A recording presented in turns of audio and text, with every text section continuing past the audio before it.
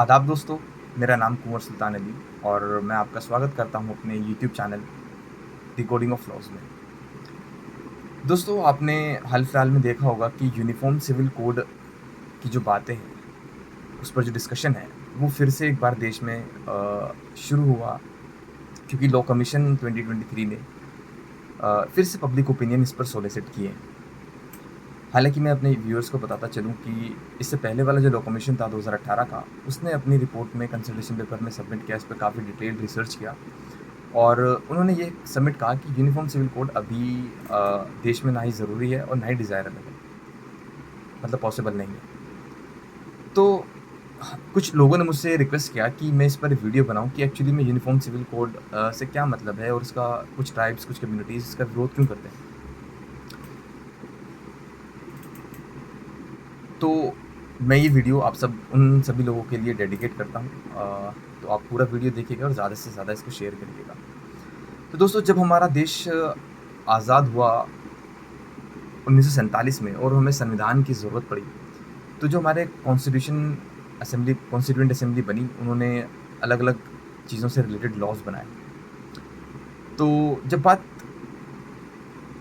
Civil laws की आई, जिसमें marriage, inheritance, maintenance, divorce, adoption, guardianship, इस तरह की जो चीज़ें थी, तो उसमें उन्होंने वो इस भली-भाँति इस चीज़ से परिचित थे कि हमारा जो देश है, वो विभिन्न प्रकार के मज़हब और विभिन्न प्रकार के जो कल्चर और रिचुअल्स हैं, उनको फ़ॉलो करने वाला, उनको मानने वाले लोगों से भरा हुआ है। तरह-तरह की भ्रांति-भ्रांति वाले मज़हब और कल्चर को लोग फ़ॉलो करते हैं। ट्राइब्स हैं, अपने कस्टम्स को फ़ॉलो करती हैं। तो उन्होंने इस चीज़ को बेहतर नहीं समझा कि हम इस चीज़ में इंटरफेयर करें, क्योंकि दोस्तों, यूजुअली गवर्नमेंट का काम जो होता है, कॉन्स्टिट्यूशन का काम होता है, वो अफ़ेयर्स को मैनेज करना होता है स्टेट और लोगों के बीच में, ठीक है? 2 लोग क्या करते हैं, किस तरह से शादी करते हैं, इसका स्टेट को बहुत ज़्यादा रेलेवेंस नहीं होता, ठीक है ना? तो स्टेट इसमें यूजुअली इंटरफेयर नहीं करती, नहीं किया, क्योंकि उसकी इतनी ज़रूरत भी नहीं थी। लेकिन दोस्तों, आर्टिकल 44 जो है, उसमें यूनिफ़ॉर्म सिविल कोड के लिए कॉन्स्टिट्यूशन ने ये कहा कि गवर्नमेंट जो है स्ट्राइव करे, धीरे-धीरे उस चीज़ पर आए कि एक यूनिफ़ॉर्म सिविल कोड भी हम अपने देशवासियों को दें। और उसके विपरीत जो कॉन्स्टिट्यूशन का आर्टिकल 25 है, उसमें रिलीजन को कहा कि भई लोगों को अपना रिलीजन फ़ॉलो करने की आज़ादी है। तो दोस्तों, सबसे पहले तो हम ये बात करते हैं कि यूनिफ़ॉर्म सिविल कोड की ज़रूरत क्यों पड़ी? मतलब क्यों क्यों लिखा गया ये? तो दोस्तों, इसलिए क्योंकि जो अलग-अलग रिलीजन के जो लोग हैं, उसमें अलग लॉज़ फ़ॉलो होते हैं, डाइवोर्स से रिलेटेड, मेंटेनेंस से रिलेटेड, अडॉप्शन से रिलेटेड। तो जैसे कि केस आया था शाहबानो का केस, उसमें क्या था, शाहबानो एक ओल्ड लेडी थी, उनके हस्बैंड ने उनको डिवोर्स दे दिया। अब इस्लाम में जो है वो मेंटेनेंस है इद्दत तक, यानी कि कुछ पीरियड जो होता है लिमिटेड डिवोर्स के बाद, उसे मेंटेन करना। अब वो कोर्ट गई, उन्हें मेंटेनेंस की ज़रूरत थी, तो कोर्ट ने ये कहा कि भई हम जो हमारे पास कोई रिलीफ़ के लिए आया है, हम उसको ऐसे कैसे छोड़ सकते हैं? कोई डेस्टिट्यूट है, उसको ज़रूरत है। तो उन्होंने कहा कि भई, कोर्ट ने फिर ये कहा कि आपका जो लॉ कहता है वो ठीक है। हम सेक्शन 125 एक सीआरपीसी का है, वो मेंटेनेंस की बात करता है डॉटर्स, वाइफ्स, मदर्स के लिए या माइनर्स बच्चों के लिए, जिसको ज़रूरत है मेंटेनेंस की, तो वो अपने हस्बैंड, फादर वगैरह से ले सकते हैं। तो कोर्ट ने उसमें ग्रांट किया। तब कोर्ट ने ये कहा कि भई यूनिफ़ॉर्म सिविल कोड होना चाहिए और हमारे देश में अभी तक इसकी शुरुआत भी नहीं हुई है। तो उसका विरोध हुआ और धीरे-धीरे तब से बातें कभी चलती हैं, कभी बंद हो जाती हैं। क्योंकि दोस्तों, इसमें कॉन्ट्रडिक्शन आता है कि ये हमारे रिलीजन का जो लॉ है, आर्टिकल 25, उसको हमें प्रैक्टिस करने से रोकता है। गवर्नमेंट जो है वो इसलिए बैकफुट पर आ जाती थी, कुछ वोट बैंक पॉलिटिक्स हैं, कुछ आर्टिकल 44 जो है वो डीपीएसपी है, यानी कि वो कंपल्सरी नहीं है। तो को गवर्नमेंट ने कभी ज़्यादा इस पर सोचा भी नहीं, मतलब बहुत ज़्यादा कि इसको किया ही जाए। क्योंकि इसमें कॉम्प्लिकेशंस भी हैं, हम आगे बात करेंगे कि सिर्फ रिलीजन नहीं, क्या-क्या कॉम्प्लिकेशंस हैं, हम इसमें बात करेंगे अच्छे से। तो सबसे पहले दोस्तों हमें ये समझना पड़ेगा कि क्या यूनिफ़ॉर्म आ भी सकता है या नहीं, यूनिफ़ॉर्म सिविल लॉ। उसके लिए हमें जानना पड़ेगा कि क्या रिलीजियस लॉज़ हैं, जो ये मैरिज है, एडॉप्शन है, क्या ये रिलीजियस मैटर्स हैं? क्योंकि अगर ये रिलीजियस मैटर्स नहीं है, तो ये आर्टिकल 25 की प्रोटेक्शन में आएँगे ही नहीं।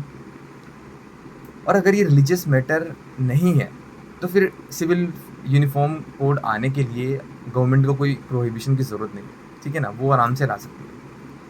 और इस वजह से दोस्तों मेरा भी यही मानना है और कुछ लोग भी यही कहते हैं कि ये जो आर्टिकल 44 है और आर्टिकल 25 है, ये आपस में अपोज़िट हैं। क्योंकि एक चीज़ जो है वो रिलीजन को प्रोटेक्ट करने की बात करता है और आर्टिकल 25 को ये फंडामेंटल राइट है, तो उसको गवर्नमेंट नेगेट भी नहीं कर सकती, ख़त्म भी नहीं कर सकती। आर्टिकल 44 फंडामेंटल नहीं है, मतलब वो कंपल्सरी नहीं है, बट आर्टिकल 25 कंपल्सरी है। तो दोस्तों एक्चुअली यूनिफ़ॉर्म सिविल कोड की जो बात की जाती है, उससे एक रीज़न ये भी है कि जो हमारे बहुत सारे इंटेलेक्चुअल्स हैं लीगल फ्रेटर्निटी में, वो ये समझते हैं कि जो मैरिज, एडॉप्शन, इनहेरिटेंस ये सब जो हैं, ये पर्सनल मैटर नहीं है, ये रिलीजियस मैटर नहीं है, ये सेक्युलर मैटर्स हैं। और फिर गवर्नमेंट जो है सेक्युलर्स जो मैटर्स हैं उनको इंटरफेयर कर सकती है। बट मैं ये बताना चाहता हूँ कि ये मिसनोमर है, ये गलत धारणा है और ऐसा नहीं है। जो मैरिजेज़ हैं, एडॉप्शन है, ये सब रिलीजन से अपनी वैलिडिटी ड्रॉ करते हैं। मैं बताता हूँ कैसे। जैसे कि आज भी हिंदू मैरिज एक्ट में अगर आप देखें, तो अगर जो सेरेमनीज़ होती हैं उस कम्युनिटी में, जैसे कि सप्तपदी है या 7 फेरे वाला है, अगर वो चीज़ नहीं हुई, तो फिर वो मैरिज वैलिड नहीं होती। इसका मतलब ये है कि वो हिंदू मैरिज जो है, जिसको हम सैक्रामेंट भी कहते हैं, वो अपनी वैलिडेशन रिलीजियस सेरेमनी से, रिलीजन से ड्रॉ करता है। सिमिलरली जैसे हम तलाक की बात करें, तलाक का राइट इस्लाम में मैन को है। तो अगर हमने लॉ बनाया जिसमें हमने विमेन को भी राइट दिया तलाक प्रोनाउंस करने का, देखो तलाक लेने का राइट विमेन के पास भी है, वो अपनी मैरिज भी कैंसिल करा सकती है, वो एक अलग चीज़ है, बट वो खुद से तलाक दे नहीं सकती हस्बैंड को। तो अगर हमने ऐसा लॉ बनाया कि जिसमें हमने विमेंस को राइट दिया कि आप इसमें जो है तलाक दे सकते हैं हस्बैंड को यूनिलैटरली, जैसे मुस्लिम्स दे सकते हैं, तो वो तलाक एज़ पर इस्लाम वो होगा ही नहीं, क्योंकि वो रिकॉग्नाइज़्ड ही नहीं है। तो जैसे कि उसी तरह अडॉप्शन में इस्लाम में अडॉप्शन अलाउड नहीं है। हर किसी का आप अडॉप्ट नहीं कर सकते, बट कुछ ही जो ब्लड रिलेशन में होते हैं उनका ही आप अडॉप्शन कर सकते हैं, जहाँ तक मुझे याद है। तो अगर मान लो आपने किसी स्ट्रेंजर के बच्चे को अडॉप्ट कर लिया, तो वो अडॉप्शन में आते ही नहीं है। तो जैसे कि आपने अगर वुमेन को तलाक दिया, राइट दिया और उसने तलाक दिया, तो इस्लाम में वो तलाक हुआ ही नहीं। और जब वो तलाक नहीं हुआ और उसने इंडियन लॉ के हिसाब से अगर तलाक देकर शादी कर ली, तो वो एक सिन है, वो अडल्ट्री ही माना जाएगा इस्लाम में। वरना अगर ये और दूसरी चीज़ ये है कि अगर ये सेक्युलर लॉज़ होते तो गवर्नमेंट उसी वक़्त बना देती लॉ। तो ये जो रीज़निंग लोगों के ज़हन में है, काफ़ी लोगों के, तो ये सबसे पहला एक मिसनोमर है। और उसके बाद कल्चर्स भी आते हैं। आज भी हिंदू मैरिज एक्ट में ये कहा है कि जो लॉ है, उस लॉ को वो कस्टम्स प्रिवेल कर जाएँगे अगर किसी कम्युनिटी में वो कस्टम्स फ़ॉलो होते हैं।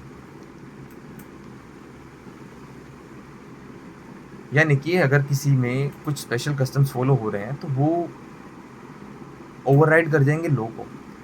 सिमिलरली जैसे कि हमारे नॉर्थ ईस्टर्न स्टेट्स हैं, उसमें कुछ राइट्स हैं कि बाहर के लोग प्रॉपर्टी नहीं खरीद सकते और कल्चर के अलग-अलग तरीके के राइट हैं। हिंदूज़ में पॉलीगैमी भी है आज भी, ट्राइब्स में कुछ में। तो उनका जो कस्टम्स को प्रोटेक्ट किया गया है ट्राइब्स का, हालाँकि उनका रिलीजन नहीं होता बट उनके कस्टम्स होते हैं। आर्टिकल 29 वो कल्चरल प्रोटेक्शन की राइट देता है, अपनी लैंग्वेज और कल्चर को। तो हम इनको सब जब यूनिफ़ॉर्म करेंगे तो लोगों का जब उस पे जो लगाव होता है, तो वो ड्रिफ्ट पैदा करता है, वो और ज़्यादा ड्रिफ्ट पैदा करेगा। बट अब हम 2 चीज़ों पे बात करते हैं कि प्रॉब्लम तो है, कुछ प्रॉब्लम भी है ना।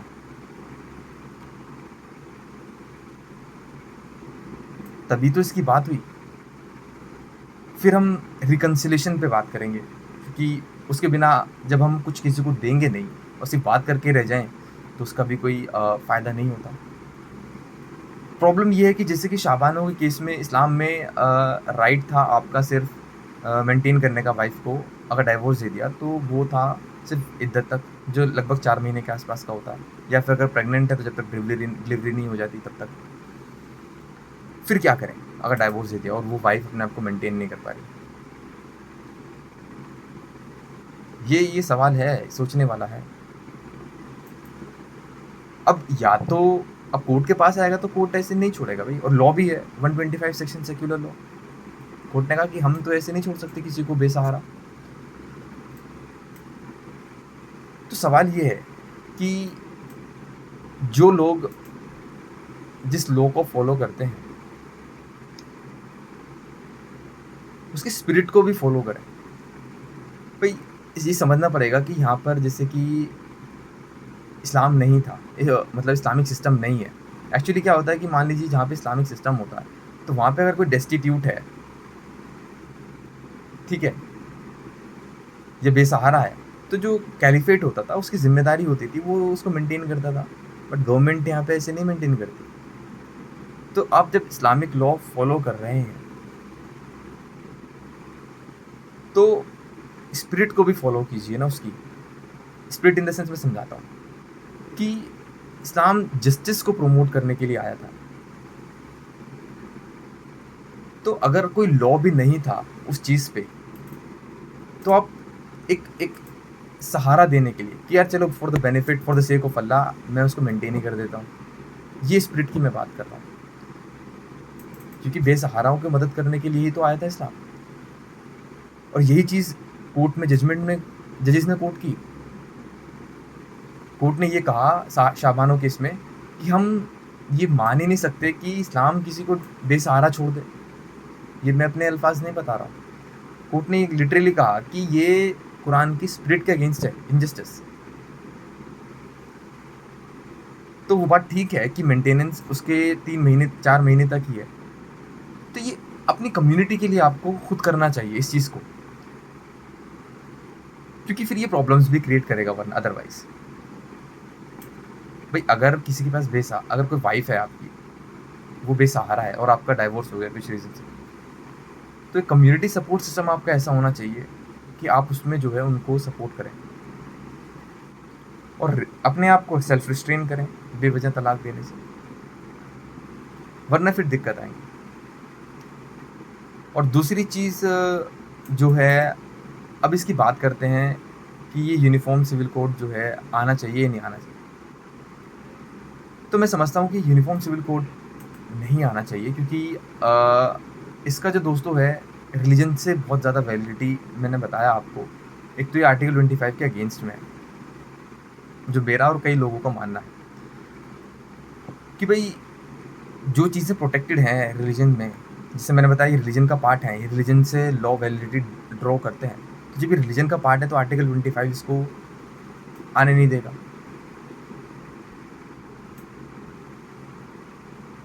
बट जब ये है तो इसको रिकंसाइल कैसे करें? तो रिकंसाइल इसको ऐसा हम समझ सकते हैं कि हमें वापस जाना पड़ेगा कॉन्स्टिट्यूएंट असेंबली में। उन्होंने क्यों नहीं लाया था?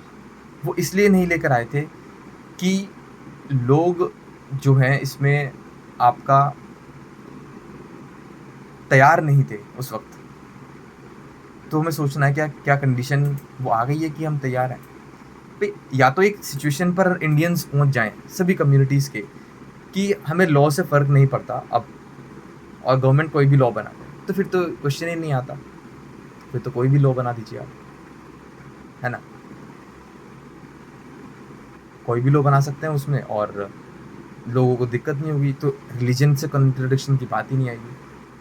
अगर उस सिचुएशन पर अभी तक नहीं आए हैं, तो मैं समझता हूँ कि ये और ज़्यादा डिफरेंसेस ही क्रिएट करेगा। और दूसरा रीज़न जैसे मैंने बताया कि इस्लाम में तलाक अगर विमेन ने दिया, तो वो तलाक रिकॉग्नाइज़्ड ही नहीं है। और अगर फिर शादी कर ली विमेन ने कहीं और, तो वो सिन ही रहेगा, एडल्टरी ही रहेगी।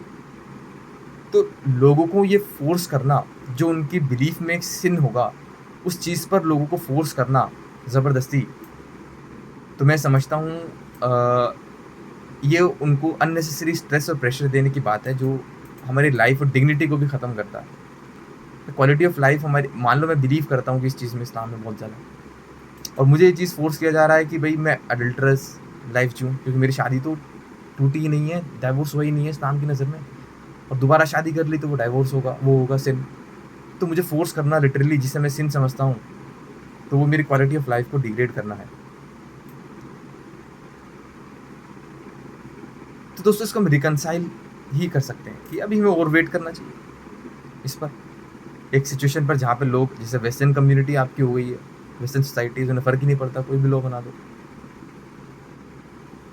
तब तक अगर ऐसी चीज़ें नहीं हैं, तो उसमें और कॉन्ट्रडिक्शंस भी और भी हैं, इश्यूज़। पे कल्चर भी तो हमारा प्रोटेक्टेड है आर्टिकल 29 से, जो फंडामेंटल राइट्स है। तो आर्टिकल 44 तो नेगेट ही हो जाएगा, वो तो आ ही नहीं सकता, अगर सही मायने से इसकी लीगल इंटरप्रिटेशन हम करें तो। तो कल्चर हम प्रोटेक्ट कैसे करेंगे? और डाइवर्सिटी एक इल्यूज़न होता है। लोग कभी यूनिफ़ॉर्म नहीं होते, ना अपनी सोच पर, ना अपने खान-पीन पर, ना अपने रहन-सहन पर। तो गवर्नमेंट को 2 लोग कैसे शादी करते हैं, कैसे डाइवोर्स करते हैं, उस पे ज़्यादा इंटरफेयर नहीं करना चाहिए। बट जैसे मैंने कहा कि इश्यूज़ तो आते हैं कुछ, क्योंकि इस्लाम भी एक जैसे अपना एक सिस्टम है, उसका अपना एक पूरा सिस्टम है, जब उसका पूरे तरीके से फ़ॉलो करोगे तभी उसका वो आता है। तो ये रिकंसाइल कम्युनिटी को खुद करना पड़ेगा, क्योंकि अगर अदरवाइज़ ऐसे केसेस आते रहे, फिर अननेसेसरी तलाक दिए जा रहे हैं, मेंटेनेंस नहीं होता, तो फिर तो देखो इश्यूज़ आ जाएँगे, फिर तो कोर्ट नहीं छोड़ेगा, कोर्ट तो उनको फिर हेल्प करेगा, रेमेडी करेगा। तो वीडियो काफ़ी बड़ा हो जाएगा, इस पे हम बात बहुत बहुत देर तक बात कर सकते हैं। तो बेसिक मैंने आपको बताया कि अ, पहले क्या सिचुएशन थी, कॉन्स्टिट्यूएंट असेंबली ने क्यों मना किया, क्यों नहीं लाया, क्या कॉन्ट्रडिक्शंस हैं, किस तरह इश्यूज़ आ सकते हैं। तो मैं समझता हूँ कि इतना बहुत है, और जैसे कुछ आगे डेवलपमेंट होता है हम बात करेंगे, तो आप इस पे खुद पढ़ सकते हैं, वरना ज़्यादा वीडियो बड़ा हो जाएगा हमारा। तो इसी के साथ मैं आपसे विदा लेता हूँ। मैं समझता हूँ कि आपको कुछ बहुत जानकारी मिली होगी इसमें।